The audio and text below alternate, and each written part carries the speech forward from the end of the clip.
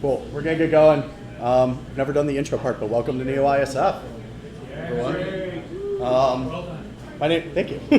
My name's Tom. I'll be talking today. You can use the microphone. This one. Good. Where the other one's Okay. I know, right? I have to like attach stuff to myself now. fashionable. It is so not fashionable, Dave. Don't even start with that.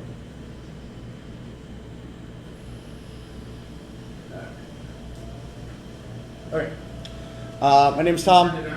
It's on. Yeah. Okay, cool. My name's Tom. I'll be giving a talk today. I'll be doing the first one. I think, Doug, you're speaking today, too? Awesome. So, yeah, I'm going to be giving a talk today about the way that we visualize and understand the internet, right? What our concepts of what the internet is, are, how they've developed, what they could be, and the conflicts that have arisen in the sort of debate around that question, right? We're going to track this history back to the late 1980s. Just so you have another mic to use. Okay, yeah, so we're going to track this history back to the late 1980s and actually get into some events that I'm sure people might be somewhat familiar with, including the founding of the Electronic Frontier Foundation, and a bunch of other things, including the internet's first doxing. And how those things are all connected and how they relate to our discussion around questions of things like techno-utopianism and probably a perspective that's more closer to many of the people here, sort of cyberpunky visions of what the future is very likely to look like. So about me, I've worked in InfoSec for 3 years now. Started off doing threat intelligence. Now I'm a pen tester. For anyone that's interested in getting into pen testing, do it. It's mad fun. I really like a lot of nerdy stuff. Specifically, like radios have been my thing. Satellites are kind of cool. Getting pager messages to show up on your console and stuff. All that stuff's really, really fun. I'm really passionate about this stuff, partially because it's just really cool, and partially because it's incredibly important. And I think part of what we're going to talk about today is why it's important, and why these questions actually matter, like why we have to be engaged in this conversation. I'm trying to learn exploit writing right now, if anyone wants to help me out with that. Really early on in the process, so still trying to figure that out. The line that got cut off here is the things I say do not reflect the opinions of my employer, except that I have to say that part of it, which does reflect the opinion of my employer. Anyways, cool. So, far beyond the technical space that we work in all the time, the internet has taken on a sort of very specific kind of social, political aura, right? It's not just that people can like watch cat videos and stuff, but it's actually become much more important than that, often in ways we can't really articulate, right? On the one hand, we have the vision of the internet as a space of freedom. Not only a freedom that currently exists, but freedom that could be, right? We see this in the play out of discussions around things like the uprising in Egypt and the way that Facebook and Twitter were involved in that. The ways that people can organize now, which are very, very different than the ways we organized in the past. But on the other hand, the internet has been seen as a highly regulatory space, or a space that was, at least in the American context, largely built by telecoms, right? On funding from the American government, right? That involves surveillance, that has involved espionage, international acts of warfare, things like this, right? So fights like the fight to preserve net neutrality are sort of wrapped up in this tension. Right? The ways that we talk about, the terms that we use, are wrapped up in this tension. And so to more fully understand what that means and like why these terms have become the terms that we use now, it's really important to get down to the roots of how these visions sort of developed, right? Why those terms are the terms that we have and what the stakes are in using those terms, keeping those terms going. So what is the internet, right? Seems like a relatively simple question, I think. But it's not. So the attempt to define the internet is actually incredibly difficult. Al Gore said it was like tubes, right? Specifically tubes that he was involved in creating, which is not true, by the way. But the internet has been described sort of in more kind of cogent discussion as alternately a technical apparatus, right? So the actual act of routing things. As a collection of RFCs, right? So some people have said the internet's just a spec. more or less, right? It's a routing protocol. And sort of protological forms of organization, right? So forms of working together which are formed by those protocols, right? And also as a space, and again, also as tubes. So what adds the complexity to this question is that depending on one's relationship to the internet, it can be all or none of those things, right? There are a lot of people in the world for various reasons that think of the internet as something totally separate from the technical aspects of what makes the internet actually function, right? There are plenty of people I know, and plenty of people I'm sure you all know, that use the internet every single day to organize fundamental aspects of their life that couldn't tell you what an RFC is, let alone explain to you what the RFCs that create the internet are. So to people like that, the internet is something entirely different than it is for a lot of the people in this room, right? But that's a space where we also watch cat videos and stuff. But we work in relation to the internet, right? If you're a pen tester, you're often testing from the perspective of being someone on the internet, right? That it's come to form a core element of our lives in ways that I think we're often imperceptibly fast, right? I mean, how many of you had the internet in 1994? Doug, of course, yeah. How many by 1999? Right? How many people got the internet in their house for the first time before they were 14 years old? You know? And that was the mid to late 90s, when the internet was a very different place. So an all too brief history of the internet, right? The term internet actually officially appears in a document for the first time in RFC 675, right? Which is the spec for the TCP protocol. So very quickly, TCP/IP, after the sort of construction of RFC 675, sort of starts to become a default packet switching protocol globally, pretty fast, right? There's all these networks all over the world that are kind of built in isolation. They all have their own routing protocols. At some point, I really want to give a talk about the Soviet internet, which is really weird. So there were 10 different routing protocols just in the Soviet Union for different things based on who people's political patrons were, right? It's a really fascinating history. So, but there were all these different routing protocols, and the TCP/IP spec sort of created the possibility of those networks to start to work together, right? The term internet actually is a shortening of the term internetworking, right? And it refers to the networking of separate networks like ARPANET into a singular network, or networks which can actually switch packets between each other. I think this is one of these things that a lot of the younger ones of us, myself included, often forget, is that now we think of the internet as a singular, right? When in all reality, the internet is based on a bunch of different networks that were brought together in a bunch of different ways, and is kind of held together with chewing gum and baling wire, right? So at this time, so again, we're talking, 80s, 90s. At this time, due to regulations, commercial and governmental and institutional networks were separated, right? There were laws on the books which prevented any network in the United States that was based on U.S. government funding to be able to be used for commercial or personal purposes. They had to be used for purely research purposes, not for profit purposes.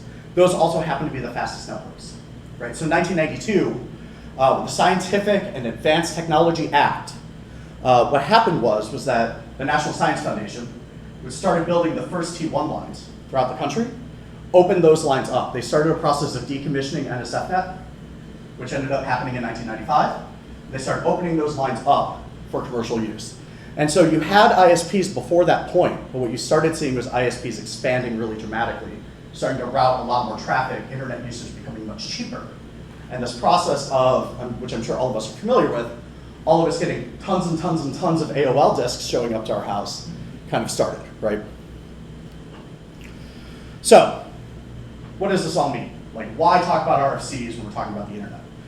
What's important about this is that the term internet comes from this RFC, which what it does is not describe the nodes on the network, or even the tools on the network, or even how the packets are switched, but purely describes the space in between nodes, right?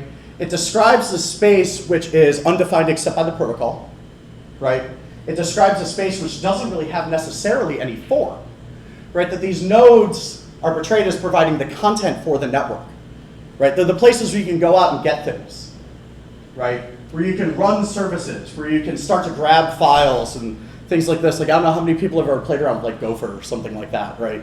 It's kind of like more raw internet protocols and things, where it's very, very clear that really at the end of the day, all we're really looking at is complex file trees, right? So the network itself sort of exceeds the machines, right? That the internet's not defined by the services, but the internet's defined by the possibility of us getting to the services, right? So rather than the physical machines, the internet is kind of a constellational relational machine. So what that means sort of philosophically is that what we're not talking about is something which is very defined. What we are talking about is something which contains all of this possibility and all of these different ways to fill that with content, right? Ways of understanding, forms of making sense of this. This is pushed forward even further by the fact that we break protocols all the time, right? We have found all kinds of ways of communicating between machines by breaking the limitations of the protocols that initially allowed us to do that.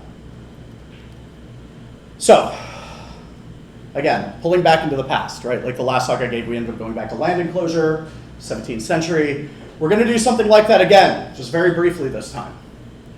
What we're going to talk about is we're going to talk about printing presses. So has anyone ever seen a printing press, like a manual printing press, right? They're really cool machines. What's really important about printing presses, though, is that printing presses don't just let you print like broadsheets and pamphlets and stuff. Printing presses fundamentally changed the way that humans lived. That before printing presses, books were written by hand. They were very expensive. Most people couldn't read, right? After the printing press becomes kind of generalized in Europe, what do you have? You have the Protestant Reformation. You have the overthrow of feudalism. You have the creation of the political conditions of the modern world, purely because communication democratized itself. It wasn't just that people could read now, but people could make things that other people could read. And that fundamentally changed human existence. But one thing is very different, and one thing is very similar about the internet. Now, on one hand, the internet is this incredible communicative space that now anyone with an internet connection can throw up a blog and like tell the story of their life, right? For better or worse, sometimes worse, oftentimes better though. People that were forgotten about, left out of conversations, sort of, relegated to the dustbins of history have now all of a sudden gotten a chance to speak. And to have the possibility of people read what they say, what their perspectives are, right? We've become much more global people because of it, especially those of us that are younger, right? Our lives have been framed around this idea of being able to access almost whatever information we want. But at the same time, and very much kind of like the telegraph, unlike the printing press, which anyone can assemble a printing press with enough know-how of carpentry, and not even that much know-how of carpentry, anyone can assemble a plate and make a print. But the telegraph system was owned by companies, had limitations, had a barrier to entry, namely price, right? You had to pay to use it at a time when a lot of people didn't have the money to pay to use it. The internet is very much like this as well. That on one hand, it's this incredible democratizing machine.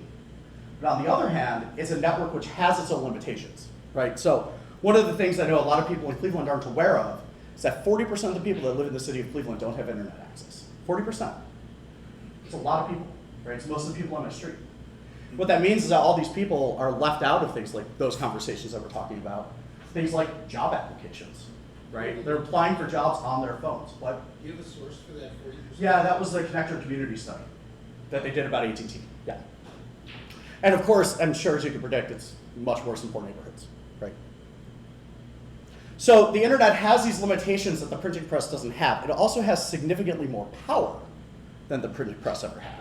We can get things out much faster, right? And what this does, outside of this kind of other conversation about political history, is it sets up this tension around how we view what the network is, right? That it's this kind of open space we can inscribe with meaning. It's an incredibly controlled space, and it's also an incredibly open space all at the same time. That's very much changed the way that we live our lives, obviously. So it creates this tension, right? This tension exists between a sort of openness and lack of definition of the internet itself, and the commercial monetization state activity that's the basis of the network at the same time, right? That this tension has created political tension. We see that right now in the United States, right? This fight around net neutrality, for example. The fight around like FOSTA and SESTA, like we see these fights playing out in the US all the time. It's created international conflict, right? We're seeing this kind of thing play out around data privacy laws in the EU right now with companies like Facebook and Google, things like this, trying to figure out a way to still take people's data and monetize it and be able to continue to make money while the EU is trying to insist on the right to be forgotten. So unlike the technologies of the past, the internet is much more capable of facilitating different forms of life, allowing us to be whoever we want to be, right? Because we don't have a body when we're online. We can be multiple people all at once, and that's a freedom that we never really had before, right? And so this tension isn't just like economic and political, but for a lot of people that use the internet as a way of making sense of who they are in the world, this is also a fundamentally existential tension, an existential conflict. So these tensions have existed since the very beginnings of the internet. One of the other talks I'll give probably in the future is about Willis Ware, who was a theorist at the Rand Corporation, who was writing papers about why we needed to secure online assets when they were constructing the SAGE system in the early 1960s. And everyone's like, yeah, dude, cool, that's awesome. My DARPA grant runs out in like a month, so like I'm not rewriting the entire routing protocol for SAGE. So we're just gonna kind of like go with this like open, anyone can get any information model, it'll be fine, right? And that mentality formed the basis of the internet, right? So these conflicts have existed from the very beginning. What I want to talk about very briefly is a conflict which sort of broke out into the open on an early online community called the Well. Now, how many people here are familiar with the Whole Earth catalog? It's like a hippie like clothing catalog and stuff, right? Very few people know the Whole Earth catalog ran one of the first online communities, which is like one of the weirdest organizations to think of doing something like that. They ran it off a commune in Northern California. It was called the Well, which stood for Whole Earth Electronic Link. And the reason that they abbreviated electronic was they just thought the acronym sounded better. I mean, like, that's literally the reason, right? So on one side of the conflict were former hippies. These hippies were sort of led up by John Perry Barlow, right? He just died, rest in peace.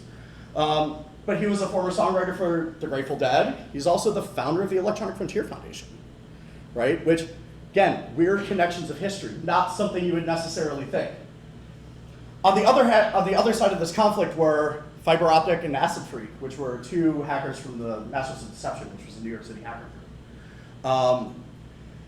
So we have on one side John Perry Barlow, people who were former merry pranksters, people who were former hippies, people who threw like acid parties and stuff in San Francisco, arguing for this kind of idea of techno-utopianism, which we'll get into in a second. And on the other side of this conflict, you had these hackers who were actually bouncing around these networks, seeing what data was being aggregated and how it was being used, what the surveillance mechanisms looked like, portraying a much darker vision of what was starting to happen. This is in the late 80s. So, starting in the mid to late 70s, kind of going slightly back in time, starting in the mid to late 70s, a community began to form in San Francisco centered around former members of the Merry Pranksters, right? So if people don't know about the Merry Pranksters, they were kind of a sort of political activist group, mostly like acid tripping experience, kind of everyone come to this place and do free acid kind of group, who threw big parties and concerts and stuff in California in the 1960s and 70s. They kind of started this discussion around how we start to make sense of the concept of freedom after the movements of the 1960s. So one of the outcomes of this conversation was the Back to the Land movement, right? The Well, right, the Whole Earth catalog, and the Well was run off of a commune in Northern California. Go down Tennessee, West Virginia, you see all these communes made up of people from Ohio, Pennsylvania, stuff like this, who decided that they weren't gonna win, so what they were gonna do was they were going to leave.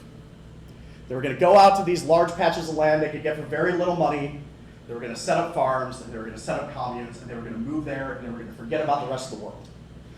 What's important about that is that that idea of exodus got ported into the idea of technology, right? So now you have all these people in Northern California specifically starting to build up this idea that through this new thing that they were starting to call cyberspace, and also like virtual reality and stuff like this, through technology, we can enter into a space of total freedom, right? There were whole documents, declarations of independence written about this, right? And that the space would be outside of governmental control, right? It would be outside of even the limits of the physical body. And you could create this idea of techno-utopianism. What's really important about this idea is that this idea is still the idea that drives Silicon Valley today, right? We still see this concept in every single startup that, you know, they're not just running vending machines. They're going to change the way we live our lives, right? And it's in the language of all of these Northern California companies, right? Facebook operates on a language like this. Google operates on a language like this, right? These companies which have changed the way that we live operate on this language of techno-utopianism. So the hackers on the opposite side of the US, New York, which New York in the 1980s was very Mad Maxy, to say the least. They started their kind of departure in this narrative from the politics of cryptography. Right, so around this time you start getting like, cypherpunks and crypto-anarchist groups like forming up online in these kind of discussion forums, and they start talking about how cryptography is in itself a way to fight back against limitations and create the possibility of freedom. So what's entirely different about this vision is, unlike the techno-utopian vision, which just assumes that everything is free and technology is good, what the early hackers and kind of cryptographers were saying is, no, everything's actually really bad right now. What we need to do is we need to make it good. We need to create space. We need to fight for that space. And that involves conflict. Right? Some of the early stories from some of these email lists and online communities are involve people taking actions that are far in excess of what any of us would consider to be even mildly acceptable, probably. Right? Things like building up assassination markets in order to like test out the idea of online currency. Right? And they were just like, well, I'm just going to do this, and we're going to use really strong crypto to make it work. Right? So these kind of concepts that I think a lot of us couldn't even imagine even thinking about now. So out of this community come a group of people who start breaking into servers all over the place, getting into these giant, massive banks of hard drives which store everybody's data, starting to see the kind of information that the government has, starting to hear stories from people on these forums about other intrusions by other governments on US systems and things like this, and they start to see the internet not as a space of freedom, but as a space of war. They start to have this very different idea of what's going on online, which at that point, again, mind you, there are very few people actually using the internet at this point. Right? It's a pretty small community. So a conflict breaks out, inevitably, around how we're supposed to see this space. This conflict starts in 1989, December 1989, in an online conference on the Well hosted by Harper's Magazine. Right? So back then, they would do these online conferences and like have someone facilitate a discussion session purely over text message, right? You post a message, someone would respond. Kind of like, what's that thing they do on Reddit? Where you like go on and answer everybody's questions or whatever? AMA, right. Kind of like that, just like way slower, and there's no pictures, right? So Barlow, John Perry Barlow, was facilitating this conversation about cyberspace, right? The idea of cyberspace and what that means, right? During the discussion, these people from Masters of Deception get on and start arguing against this idea of techno-utopianism. They start saying, look, I don't think you understand. All of this data is just being transited around the internet. You don't even know. You're sitting around hanging out with your like virtual reality headset on, like having a good old time, but there's this whole world out there, and it escalates, and it escalates, and it escalates, and turns into a conversation that goes on for multiple days, and all these people start getting involved. And all of a sudden, the guys from the Masters of Deception go, look, we'll show you. What they did was they went and they hacked TRW that day, like literally while they were on the chat, went and hacked TRW, because TRW had essentially no security at that point. But they stored the PII of like millions of people, because TRW at that point was a major data broker, right? We think of TRW as a defense contractor, but they were a major data broker at that point.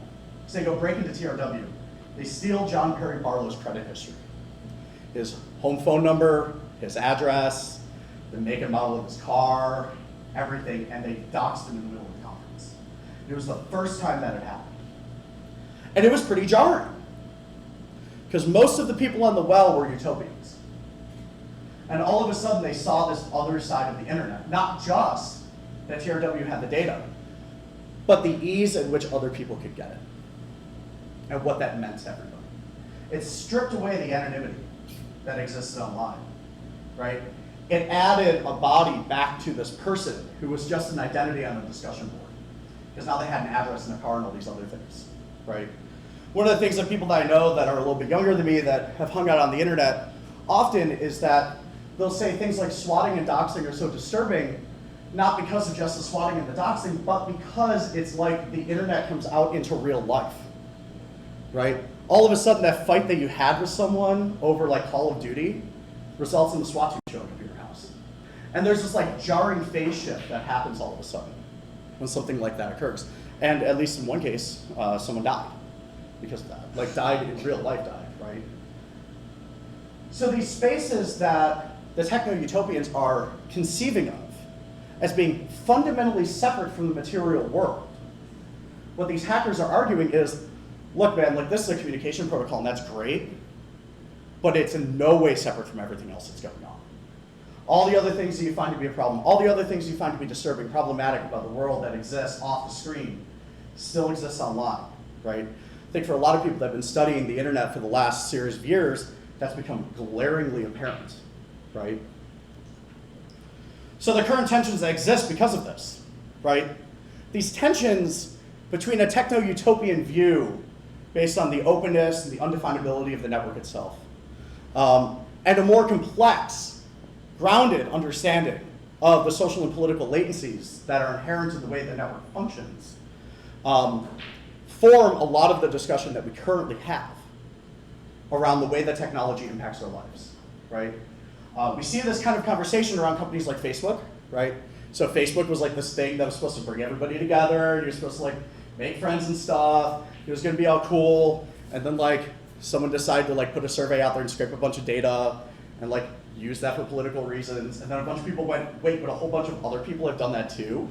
And that's just like story after story after story comes out, right? The guy, the last one of the founders of WhatsApp, quit Facebook like 2 weeks ago because Facebook wanted to take WhatsApp IDs and attach them to Facebook accounts, which would fundamentally compromise whatever anonymity is still left in WhatsApp, right? So there's these big discussions going on. One of my friends is a developer, constantly talks about discussion he has with his coworkers about the ethical responsibility of software developers, right? So when you think of software developers, you're just sitting there like tapping away writing code. You might be writing the code that controls the like machine learning algorithm or whatever that controls the stoplights in a city that you've never been to, right? That those of us that are doing this kind of work actually have a significant amount of power in the world, depending on how much our code gets used. And often in contexts that we don't even know or understand, right? There's the obvious questions of companies like Palantir or Hacking Team, right? Which have sort of jarred the simplicities that we tend to impose on these kinds of conversations about ethics and responsibility, right? And now, I'd written this before even hearing about the conclusion of this, but something like 12 developers quit Google this week because they didn't want to work on a drone program for the US military, right? And as far as I know, that's the first time I can remember developers quitting high-paid jobs like that over purely ethical reasons related to government contracts. Can you think of another one? It's happened at Google before. It's happened at Google before. Oh, that's interesting. That's interesting. But their letter, or letters plural, about why they quit are very enlightening in a lot of ways. So what they were saying is, look, all I do is sit around at my desk and write code all day, but that code might result in someone getting killed. And I really need to think about that, right? So on some level, the tension that we're really talking about here is a tension between Google's management, which is very utopian in its vision, and Google's employees, which are still living in San Francisco and dealing with pollution and dealing with the fact they can't get public transportation, and all these other very real, concrete material things, right? So the distinction being drawn in these discussions is between a position which argues that technology inherently leads to a better future world, right? And one that argues that we can't separate the conditions of the creation and use of technology from the problems of the current world. And in fact, in a lot of ways, that technology can make those problems worse. So, to kind of wrap up this probably much more heavy than normal talk, a number of important elements are really important for us to keep in mind as we sort of enter into the discourses that we're starting to see play themselves out, right? The first is that as users and as technologists, we have to decide what our ethical approach to technology is going to be, right? How do we relate to these questions? What does this mean for us in our work? What does this mean for us as people that exist off of screens, which I'm sure for those of us that have worked like really long sprints or like done incident response at any point in our life, it's easy to forget that there's a life not in front of a screen, but there really is. And we have to really think about what that means for us.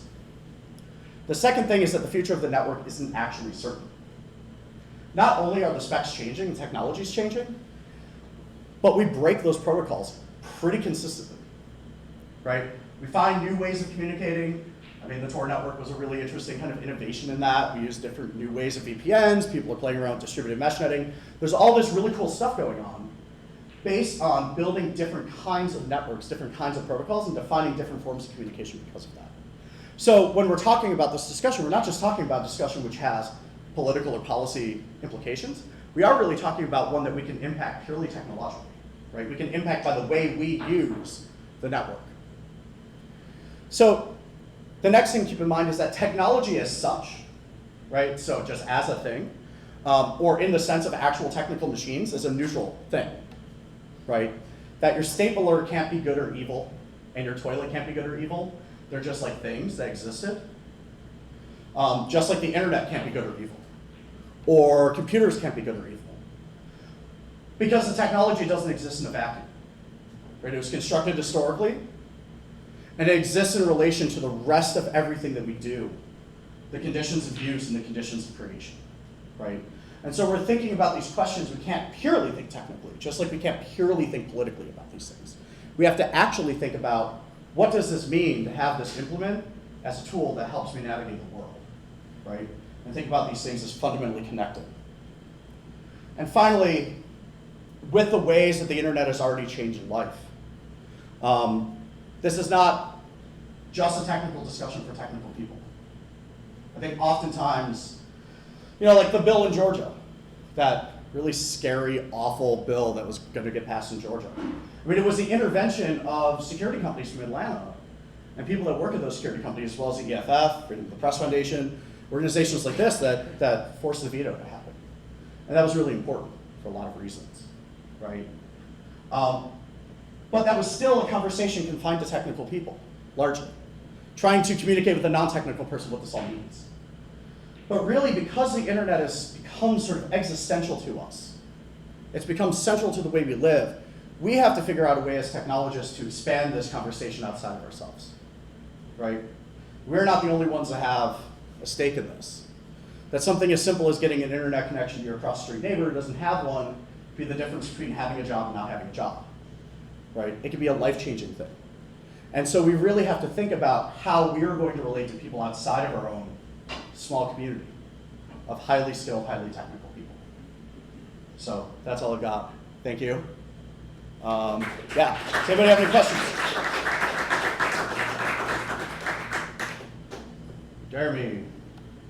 Do you think that as we focus more and more on like STEM programs and skills and technical capabilities, that we should go back and kind of look at more the liberal arts perspective of like, like you just talk about ethical reasoning, morality. There's a lot of places that are kind of cutting those out in their security or computer science degree programs. I mean, the universities as a whole have kind of cut those things out, right? That universities become job training programs. And they no longer talk about soft skills. What becomes really hard about that is that, and what's really important about the liberal arts as a kind of structure, is that when we deal with purely technical things, there are certain philosophical assumptions built into the methodologies around those things. And without looking outside of that, we lose the ability to critically question what those assumptions are, right? I mean, you see this, I mean, how many of you know software developers? Like a lot of software developers, like I know a lot of software developers, right? And like software developers that exist outside of security, because software developers inside security, Charles, are really cynical about like a lot of things, right? Software developers outside of that, specifically in startup world, just like aren't at all. They're just like, man, I'm gonna write this like database for this like startup and it's just gonna change the world. It's gonna be awesome. And they just have this like undyingly optimistic way of thinking about what technology can do. But hidden inside of that vision are a certain series of assumptions which at least require discussion.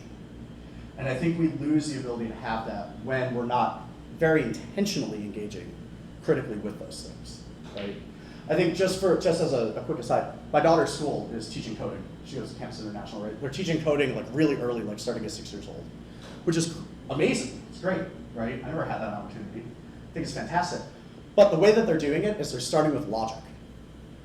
And I think that that's really crucial. They don't actually write a line of code. So she's been playing around with code for a while, so she's like actually writing code now in 3rd grade. But for most students, they don't write a line of code until 6th grade. It's all about discussions of technology, discussions of morality, discussions of logic. How does code flow? What does this code mean? What does it mean for us to write it as people? Like these kinds of conversations, and I think that's the right way to do it. It's really important. You kind of answered in the same direction I would go with. Yeah. But driving home, should we focus on STEM or STEAM in general? Because the students who are naturally going to be drawn to STEAM are going to forget the arts anyhow. Yeah. And should that be an important part of curriculum altogether? Yeah, I mean, I think the idea of STEM I have a pretty complicated relationship with. Because like on some level, I think it's really important. Obviously, STEM skills or whatever. But on another level, like Those two. what? Describe those acronyms. STEM is science, technology, engineering, and math, and STEAM stands for arts. Yeah. So one of the things that's interesting about that kind of paradigm, and that's why I would say they're doing it in my daughter's school, is they're not separating, quote, STEM skills, like hard skills, from other skills. So one of the things we do in the United States a lot is we separate hard skills, quote unquote, from soft skills and treat them as if they're separate and not holistic. I think one of the things we need to do is just dispense with that assumption, right? Like, I'm working in tech right now. I have a philosophy degree. I have a PhD, right? That's what I did. I read books a lot, and I wrote papers and stuff, right? I knew very little about computers until 10, 11, 12 years ago. Outside of like messing around with them and like watching like Netflix or whatever, right? And like having a basic understanding of some of these questions like philosophically, but not technically. What's important is that the skills, at least for me, and this is like purely personal, but the skills for me came from soft skills, right? The ability to take, in my context, web applications and like reverse engineer their functioning mentally. Not because I know what the code looks like, but because essentially what I did for like 10 years of my life was reverse engineer conceptual systems in the same way, right? Reading books and trying to figure out what the tree of assumptions would have to be to get there. And in a lot of ways, the skills really aren't that different. That we tend to think of science as fundamentally other. But science itself is a philosophical perspective, right? It has assumptions, it has biases, it has certain forms of understanding, certain constellations of ideas. And so as such, we need to think about it in relation to all the other things that we think about that way. Art, philosophy, logic, things like this, which are more transparently based in sort of conceptual connections, right? Does anybody else have any questions? Cool, thank you.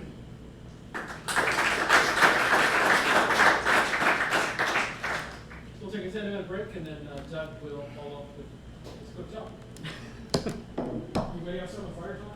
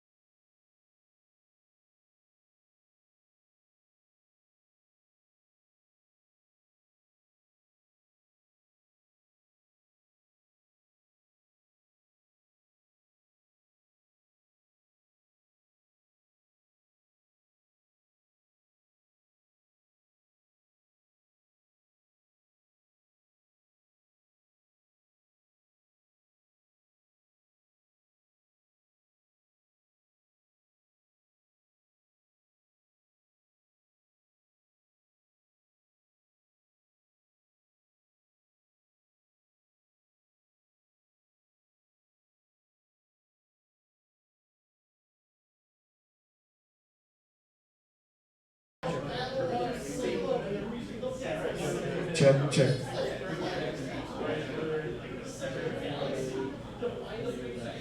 Everybody get their fill of food, ready to get started again for the next half?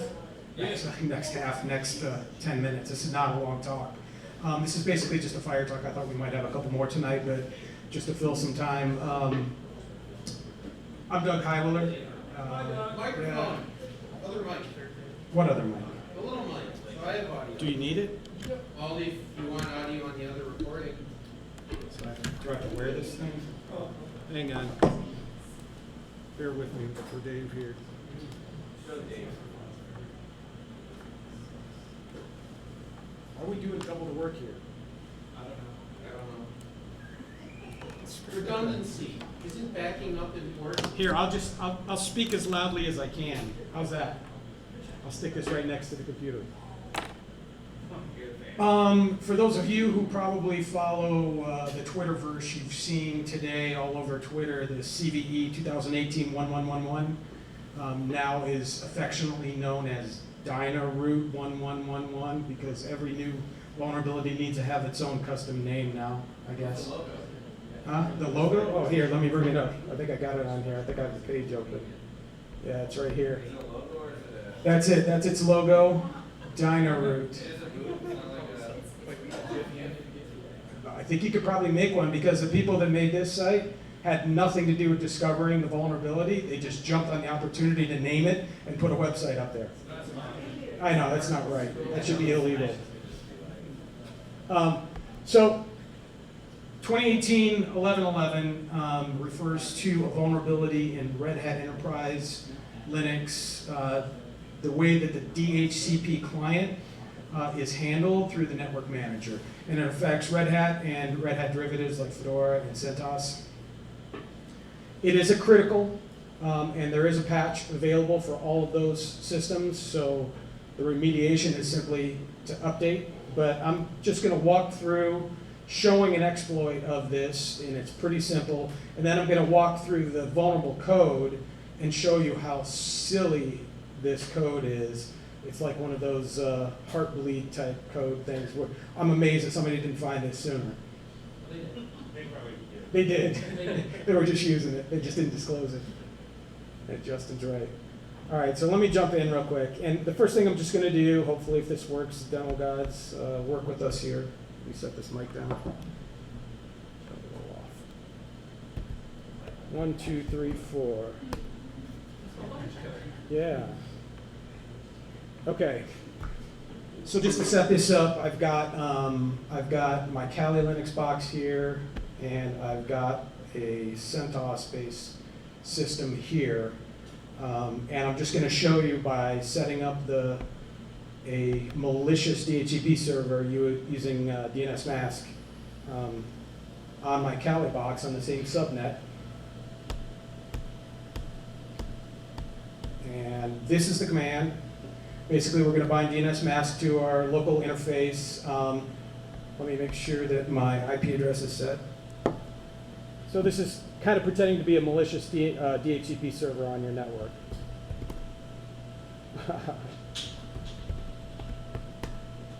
Okay, we're still set, right? All right, so I'm binding to 10.1111, and then I'm setting some DHCP options in this command here. So option 3 and 6 are setting the DHCP server and the router option, and option 252 is a WPAD option. It's the proxy auto discovery option, and that's where we put our code that's going to be exploited. So the code is simply this, just a dummy value. It could be nothing, it could be a blank value there, and then we have our netcat command binding a bash shell, or doing binding the bash shell and calling back to my machine on port 1337. So I'm going to start a listener here on 1337, and I'm going to go over to this box, and I'm just going to reboot it. So let me just do this.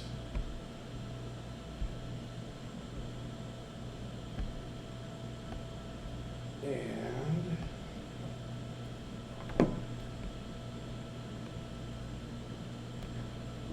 see how quickly this happens.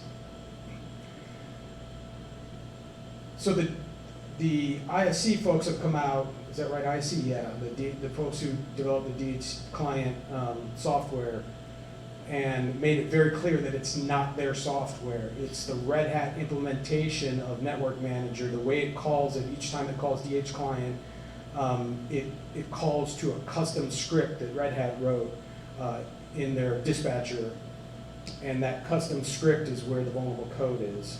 So we're waiting.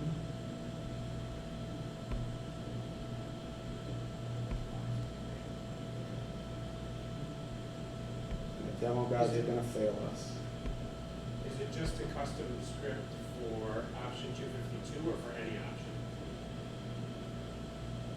It technically should work with any option, I think.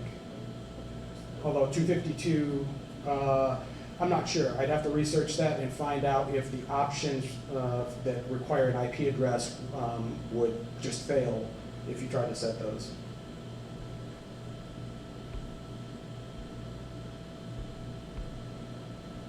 And of course, our demo gods have failed us here. Did you press that now in the DNS? Did I press enter? Oh, thanks, Dave. Thanks, Dave. Let me make sure.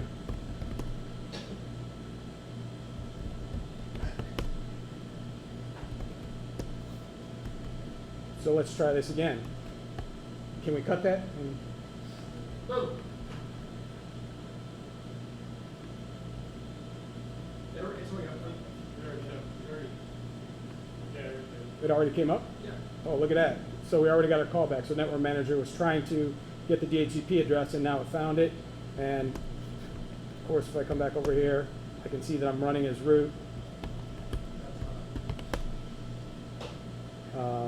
I can update my script for those of you who do pen testing. You can do Python -C. What's the command? Import pty spawn bin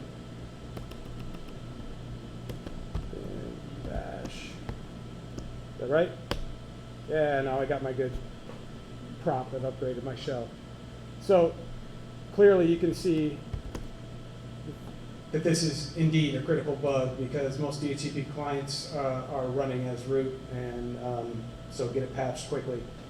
Also, you know, if you want to try to detect this attack on your network, your NetFlow traffic should show all of your DHCP conversations, and obviously if you know what your DHCP server should be able to easily filter and find out any rogue DHCP servers giving out addresses. What's that? You should really be alerted on that already. Should be. That's true.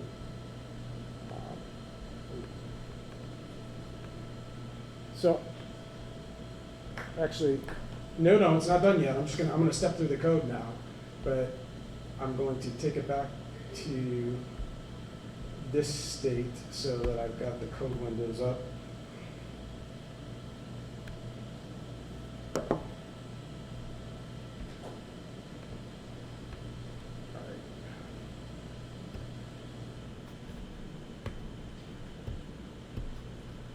Can everybody see that, or do I need to make it a little larger?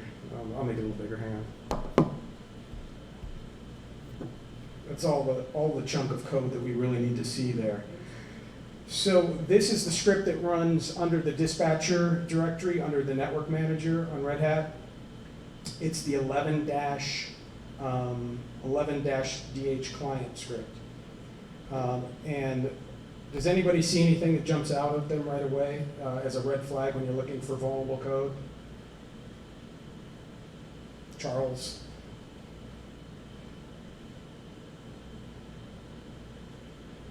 There's an evil command in there.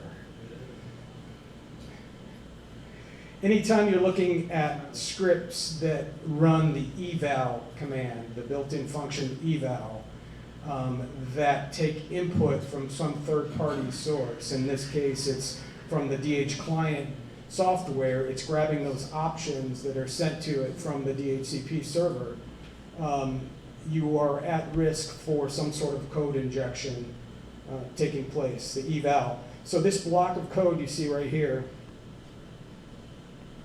is where the bad stuff is happening. So basically those 3 parameters that I'm passing get set as environment variables by the DHCP server, the DH client rather. They set them as environment variables, and then this command here inside the eval block declares just, it's basically spitting out all of the environment variables, and then we're parsing it, looking for those specific DHCP variables that were set. And then it's doing a while read loop here, and it's reading line by line of those variables that it found, and then it parses them out, and then it does an echo export, and it basically renames them. It's an interesting piece of code. I'm not sure why they did this. But just to show you what it's doing, I think I have a couple of scripts here. Yeah, so let me blow this up. This is just sort of a mocked up version of what they're doing here. I've got an eval, and inside the eval, I've got my, I'm setting my opt equal to that sort of the parameter that would be sent in. It would be the name equals value. And the value that we sent was X, and then apostrophe, and then our command that we want to run. So if I run this just at the command line, you can see that it spits out the ID command. I've also mocked up. So this is sort of what it would get in that grep command. From the declare, then it sends it to the grep command. You'll get something that looks like this. You'll get some IP addresses and then our command at the end. And then you could put all of that block into basically a one-liner that looks like this. And it's doing the same thing that we're doing over here, right here in a one-liner. And we're just, instead of grepping through the environment variables, we're just catting that file out to simulate that. And again, you can see that it evaluates that command in the middle of that. So that's where that command is. So I'm sure if you go through code in a lot of operating systems looking for eval commands where a script is owned by root or is run sticky to root, you're going to find a lot of vulnerabilities like this. This is actually a pretty simple one, and I'm surprised it wasn't disclosed earlier. That's it. Any questions? Charles? Not a question, but a mention. I forget which one it was, unfortunately, but there was an Apache one that was basically exactly like this, where you could, it was an eval that used environment variables, just like this, just as bad as you might imagine. Also on Android phones, there was a long ago similar to this, where they were actually doing processing of the keyboard input through the shell, once again, basically using eval. But that also meant that by, I don't know, like typing anything on your Android keyboard, you could run a shell command if you could break out of that group. So it's a very common thing, especially if I can come up with 2 off the top of my head. Yeah, it's dangerous. You should be searching through your code for evals and determining whether or not you really need to be using them. You never need them.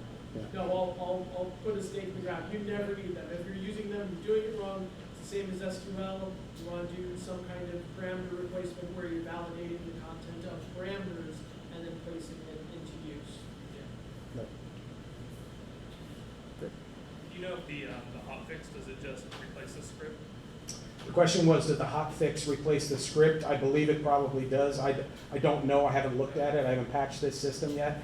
Again, I just started looking at this afternoon, so. Yeah, I'm just wondering if the server needs to be rebooted.